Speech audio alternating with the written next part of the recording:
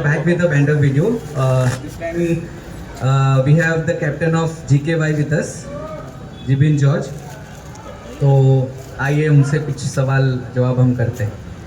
तो जिबिन, मैं ये जानना चाहूँगा कि ये आई थिंक सो कि आपका 3rd सीज़न है GKY का इस टूर्नामेंट में, और आप उसमें एक टाइम चैम्पियन भी रह चुके हो. तो कैसा फील होता है कि BCL एज एन टूर्नामेंट जो ऑर्गेनाइज करते हैं ये लोग, उसका क्या बोलते हैं कि वो किस लेवल तक आपको मोटिवेट करता है, या फिर आप खुद भी एक टूर्नामेंट ऑर्गेनाइज करते हैं तो आपको खुद को पता है कितने चैलेंजेस वगैरह आते हैं इस टूर्नामेंट में. तो हाउ डू यू फील कि BCL का स्टैंडर्ड किस तरह से सेट किया जाता है? I think BCL is the first organising committee जिसने अहमदाबाद में इतने सभी प्लेयर्स को एक अपॉर्चुनिटी दिया, एक प्लेटफॉर्म दिया, सब लोग अपना अपना क्रिकेट का स्किल्स दिखाने के लिए. सो मेरे हिसाब से बहुत ही प्रोफेशनल है इनका पूरा BCL की टीम एंड स्टाफ. तो काफ़ी अच्छा है इन लोग का तरीका, जिस तरीके से ये सभी कैप्टन्स, ओनर्स को, सभी प्लेयर्स को साथ में रखते हैं एंड सभी से कोऑर्डिनेशन करके ही वो लोग एक डिसीजन पे पहुंचते हैं. इसी के वजह से BCL अभी इतना सक्सेसफुल है. और आज के डेट में तो खाली अहमदाबाद तक ही नहीं सीमित है, बाहर के डिस्ट्रिक्ट्स जैसे बड़ौदा, गांधीनगर, इधर के प्लेयर्स भी खेलने की चाह रखते हैं BCL में. तो from my point of view one of the top tournaments है. दैट्स वाई मैं भी लास्ट 3 सीज़न से ट्राई करता हूँ कि हमारी टीम भी ऑलवेज पार्टिसिपेट करे. काफ़ी बढ़िया सोच है आपकी. अब बेसिकली मैं जानना चाहूँगा कि आप पिछले 5 सीज़न से एज ए प्लेयर भी पार्ट ले रहे हैं, तो आपको क्या लग रहा है एज एन गेम के स्ट्रक्चर के हिसाब से, या गेम को आपने किस तरह से एलिवेट होते हुए देखा है? नॉट अपार्ट लाइक BCL की बात नहीं कर रहा हूँ, ओवरऑल हम मलयालीज काफ़ी सालों से खेल रहे हैं. हेलो, काफ़ी सालों से खेल रहे हैं अहमदाबाद में, गुजरात के लिए. तो आपको क्या लग रहा है कि गेम का लेवल का मतलब बढ़ा है या और डाउन हो गया है, या क्या सोच है आपकी उसके बाद? यस, डेफिनेटली गेम का लेवल तो काफ़ी बड़ा है. एंड अभी टेनिस जो भी टूर्नामेंट्स है उसका जो फॉर्मेट है वो पहले जैसा नहीं रहा है. पहले लोगों को सोचने का और सिचुएशन चेंज करने का काफ़ी टाइम मिलता था, but from the last 4 to 5 years tennis game काफ़ी फास्ट हो गया and it's a very fast and competitive game. तो बैट्समैन, बॉलर्स, फील्डर्स, किसी को भी ऐसा कुछ ज़्यादा ऑन द फील्ड सोचने का टाइम नहीं है. जो भी प्लानिंग है, जो भी सब करना है, वो लोग मैच के पहले ही कर सकते हैं. तो मेरे ख्याल से टेनिस गेम तो काफ़ी अभी चेंज हो गया है, काफ़ी फास्ट है. तो उसी हिसाब से प्लेयर भी ट्रांसफॉर्म हो गए. जो लोग का पहले एवरेज या स्ट्राइक रेट आप पकड़ लो बैट्समैन का 90, 100 सब अच्छा माना जाता था, आज के डेट में बिलो 150 स्ट्राइक रेट का कोई वैल्यू नहीं रहा है. And the same way bowlers को भी काफ़ी सोचना पड़ रहा है, और सेम ही बॉलिंग उनका एक्शन होगा या उनके पास ज़्यादा ऑप्शंस नहीं होंगे स्लो डिलीवरी के, यॉर्कर्स के, बाउंसर्स के, तो फिर इजी हो जाएगा प्रेडिक्ट करना बॉलर्स को. सही बात है. अब आपके लोगो के बारे में हम कुछ जानना चाहेंगे. What exactly do you mean by GKY? और ये आपने टीम अब 3-4 साल पहले जब फॉर्म किया था, तो उसके बारे में उसका क्या थॉट प्रोसेस था, क्या सोच के आपने टीम बनाई थी? एक्चुअली क्रिकेट मेरा one of the best games है and I used to be an athlete. तो एज अ टीम गेम मेरा फेवरेट गेम इज़ क्रिकेट. तो मेरा पर्सनल विश था कि मेरा खुद का टीम हो, या तो फिर अपने पास ऐसा एक प्लेटफॉर्म हो कि सब लोग मिलके क्रिकेट खेल सकते हैं, specially south Indian players and Kerala के प्लेयर्स, मलयाली. तो वैसे 2-3 काफ़ी अच्छे ऐसे आइडियाज़ और ऐसा पैशन दूसरे भी लोगों में था, जैसे अर्चित वरदराजन है जो कि मणिनगर से है, एंड उनके साथ उनके भी सब प्लेयर्स हैं, एंड फिर विष्णु. तो मुझे था कि भाई चलो ये लोग मेरे ही टाइप के सोच रखते हैं, तो इसी वजह से मेरी GKY की टीम अभी ऑलमोस्ट सभी टूर्नामेंट्स में पार्ट लेती है. एंड GKY का फुल फॉर्म एक्चुअली मैंने जो सोचा है वो गुजरात केरला यूथ है. तो एक यूथ को, पर आज के डेट में सभी यूथ है, मतलब जो भी पार्टिसिपेट करता है वो सभी यूथ ही मैं। एंड ये जो लोगो है, ये लोगो एक्चुअली थोड़ा सा गॉडली है। तो जैसे आई एम क्रिश्चियन, तो वी हैव हमारा जैसे बाइबल क्रॉस है, ये होली ऐसा हम लोग मानते हैं, उसको कनेक्शन में मैंने ये लोगो रखा हुआ है जीके वाई का। ग्रेट टू नो, क्योंकि काफ़ी लोगों को जानना था GKY का स्पेशली फुल फॉर्म क्या है, और काफ़ी टीम मेंबर्स को पता भी नहीं था, तो आज एक क्लैरिटी मिल गई। ठीक है, नाउ पर्सनल इसी बात पे मैं बोलना चाहता हूँ, जैसे आपने कहा कि सभी लोग को क्यूरियोसिटी था, वो मैं इसीलिए स्टार्टिंग में इतना इसको मार्केटिंग किया नहीं, कि मैं चाहता था कि हमारा परफॉर्मेंस और हमारा जो प्लेयर्स का जो एक पॉजिटिवनेस है इस टीम में आने के बाद, या इस GKY के साथ कनेक्शन के बाद, इसीलिए अभी क्लियरली सबको बोल सकता हूँ कि GKY का फुल फॉर्म है गुजरात केरला यूथ। बहुत बढ़िया।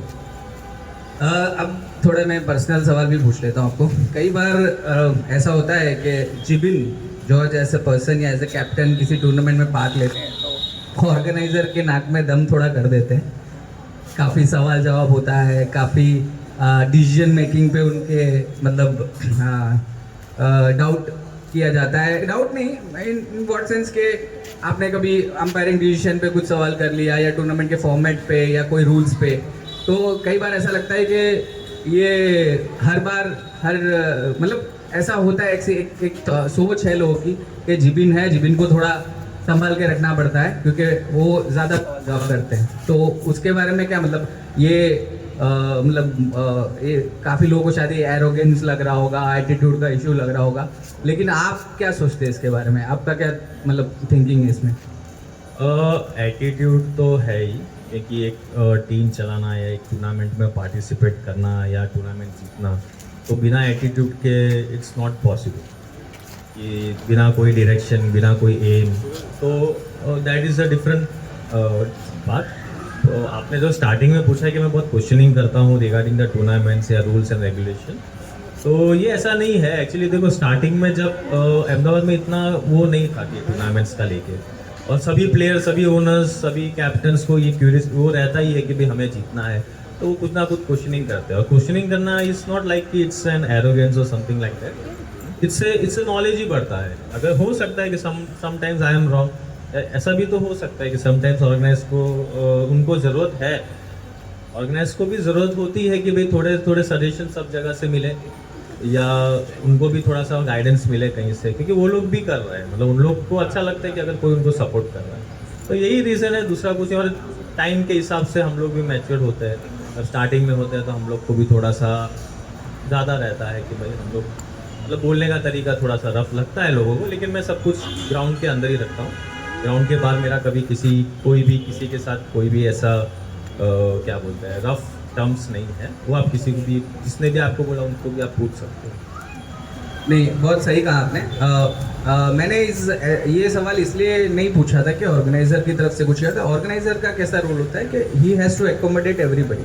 जैसे आप जैसे कैप्टन भी होते हैं जो ऐसा नहीं बोल रहे कि नाक में दम करते हैं, लेकिन वो अपनी क्लैरिटी के लिए काफ़ी चीज़ें वो क्लियर करते जाते हैं, या फिर अपना एक पॉइंट ऑफ व्यू रखते हैं, तो उनको अकोमोडेट करना ज़रूरी होता है। कुछ लोग ऐसे भी होते हैं जिनको कोई फ़र्क नहीं पड़ता, वो आते हैं एंजॉय करके चले जाते हैं।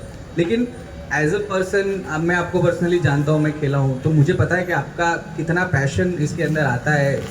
उस पैशन से इमोशनली ये हो के आप ये सब करते हैं। तो और आप जैसे मतलब लेवल के प्लेयर अगर थोड़ा बहुत एरोगेंस रखते हैं भी है, and that is very good, वो गेम को थोड़ा और अच्छा इम्प्रूव ही करता है।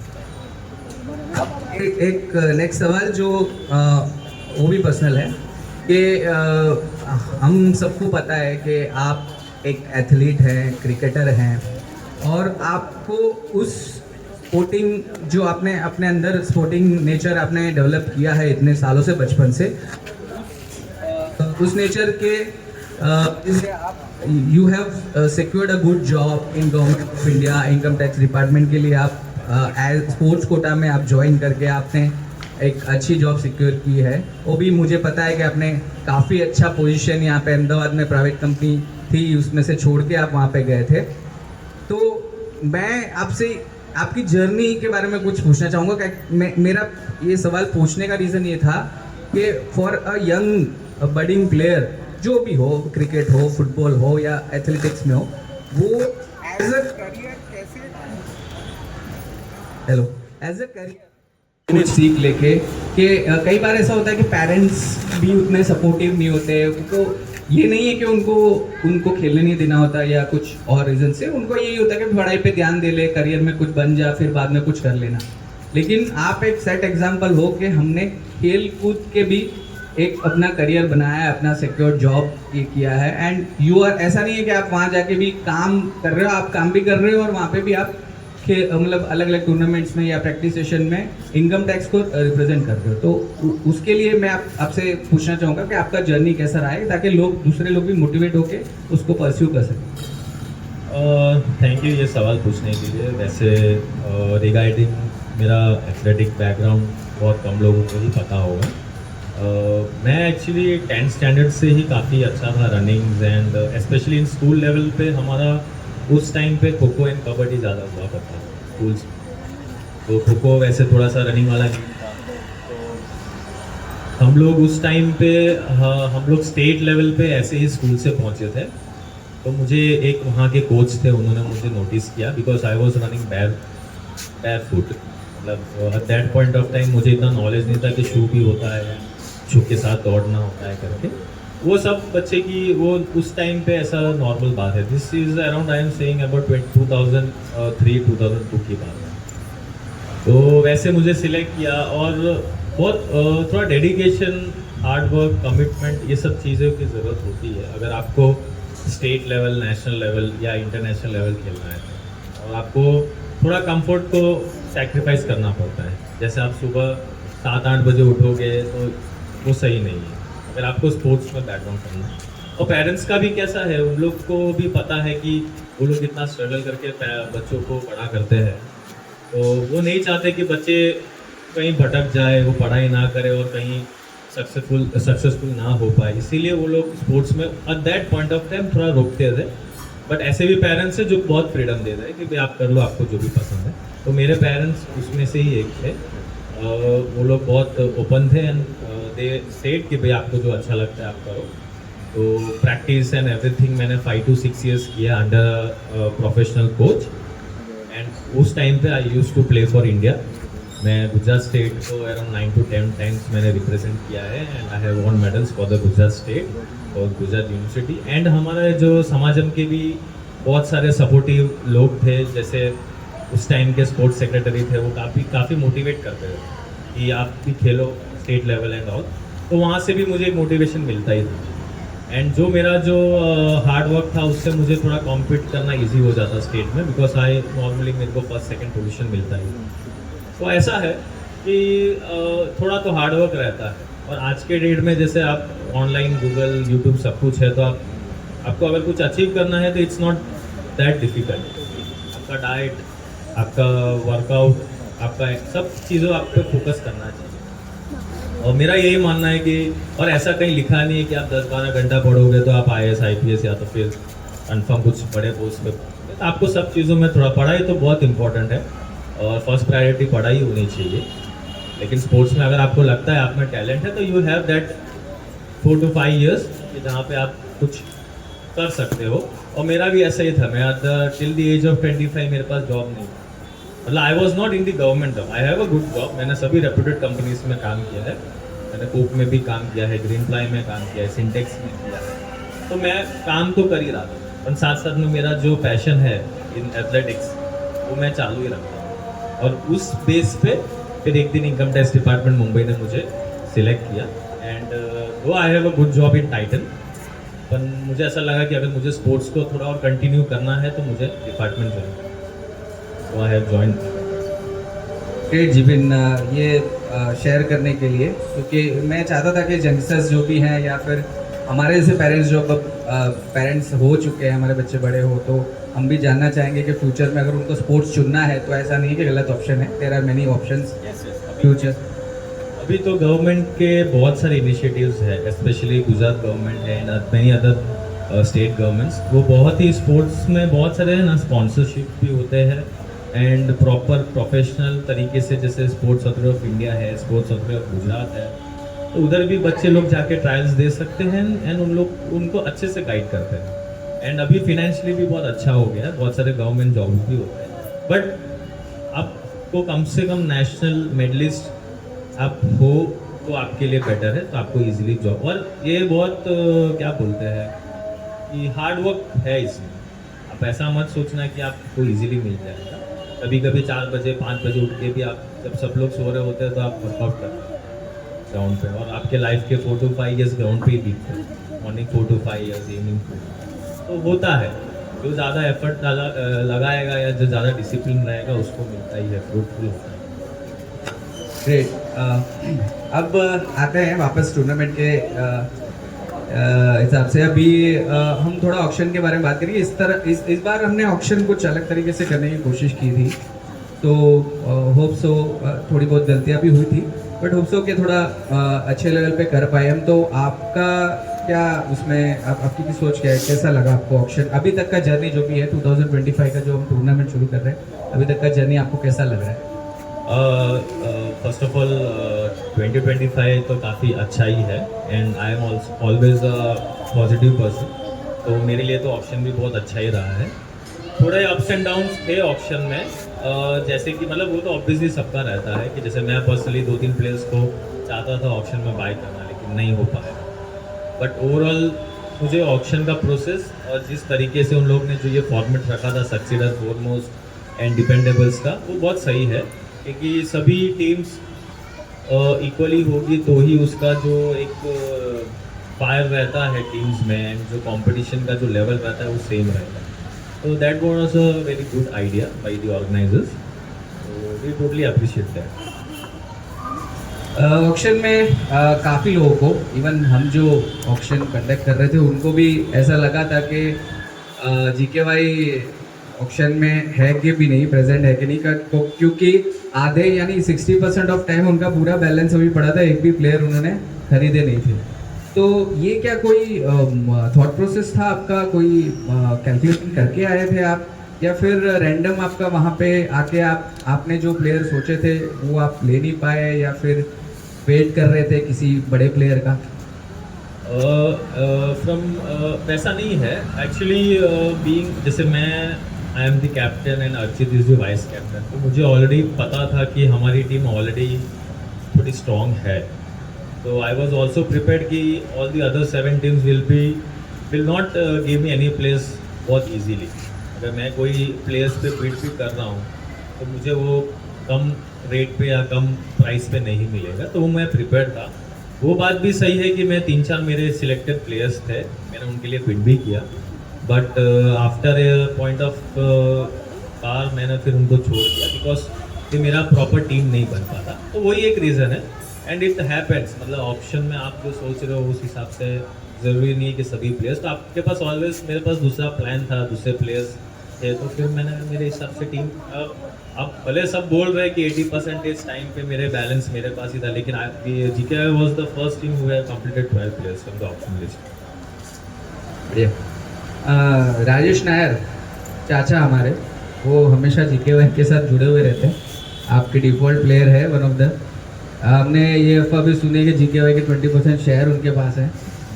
तो चाचा एज ए प्लेयर आपको, मतलब आपने हमेशा उनको ट्राई किया लेने का, तो any thoughts for that, like उनके एक्सपीरियंस के लिए आप उन्हें लेते हैं, या वो जो एज एन ऑलराउंड उनका एक रोल रहता है टीम में, उसकी वजह से आप उनको लेते हैं? मेन राजेश नायर काफ़ी लॉन्ग टाइम से मेरे साथ है, काफ़ी बहुत टूर्नामेंट्स हमने साथ में खेले हैं, जैसे AKS के हो गए, फैगमा के हो गए, ओपन टूर्नामेंट्स हो गए, BCL हो गया, many tournaments we have participated together, and tournament के अलावा भी बाकी के 365 डेज राजेश भाई ऑलवेज हमारे साथ ही रहते हैं, काफ़ी थॉट्स, काफ़ी चीज़ें शेयर करते हैं। तो मेरा तो फर्स्ट प्रायोरिटी था ही, क्योंकि उनका काफ़ी एक्सपीरियंस है क्रिकेट में, और सभी लोगों को 1-2 प्लेयर्स चाहिए होते हैं, कोई भी कैप्टन हो, कोई भी टीम ओनर हो, कि जो उनको बैक करे फुली, मतलब 100% उनके साथ बैकअप होने चाहिए कोई प्लेयर्स। तभी वो टीम आगे बढ़ी। तो उसमें से ही है राजेश नागे, तो डेफिनेटली मैं उनके लिए और भी ज़्यादा फील करता हूँ। थैंकफुली राजेश भी हमको मिल गए। ग्रेट। अब आपका जो ऑप्शन में देख रहा हूँ उसमें अपने हाईएस्ट बिडेड प्लेयर आपका दीपक बाबू करके है, तो उनको क्या प्लान करके लिया था या फिर बाद में जब आपको जो प्लेयर नहीं मिले फिर एडजस्ट करके आपने सिलेक्ट करके फिर उनको चुना? नहीं, दीपक बाबू ऑलवेज लास्ट ईयर भी हम जब 2022 का टाइटल हम जीते थे GKY, तब दीपक बाबू हमारे टीम के one of the best players थे, तो वो मेरे बैक ऑफ द माइंड में डेफिनेटली वो थे ही। एंड मेरा पहले से ऐसा ही है कि मुझे टीम प्लेयर्स ज़्यादा पसंद है देन इंडिविजुअल परफॉर्मेंस, तो he is one of that players. तो दीपक बाबू तो वॉज मेरे